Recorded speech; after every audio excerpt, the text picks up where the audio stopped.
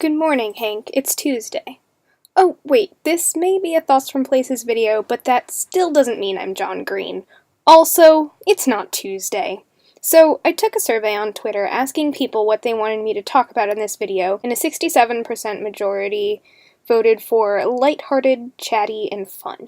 That seems way more significant until I take into account the fact that only 6 people voted. But anyway, I'm not talking about the news, or politics, or anything outside worldy today. That is, except for the literal outside world, as the video you're currently watching is showing. A lot has happened in the past week. Maybe someday in the future I'll address it, but today is not that day. Instead, I'm going to show you around my grandmother's neighborhood in the artsiest way possible. The idea for this came to me this afternoon. I was watching the news with my grandmother, and eventually it just became too much, and I decided to take a walk. I was originally going for more of an angry stomp, but then when I went upstairs to grab my coat, I noticed my camera sitting by my bed, and I decided to take it along for the journey. As a result, I wound up going slowly, taking in everything, and appreciating nature.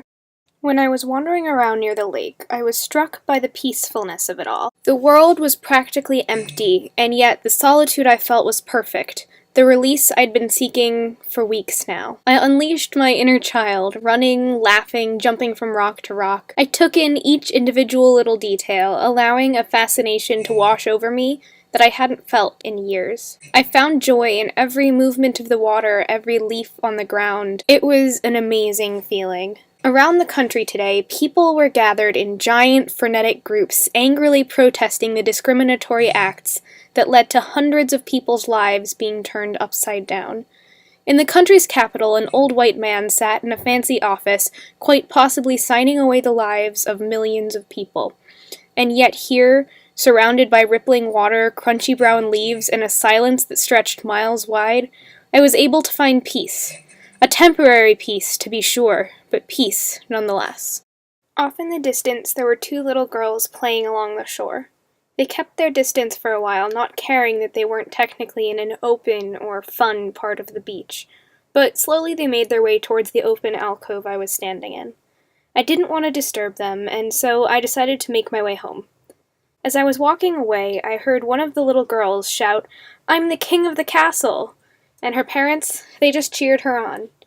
In that moment, I felt encouraged, because there are 10 times more people like them in the world than there are Donald Trumps, Steve Bannons, or Mike Pences.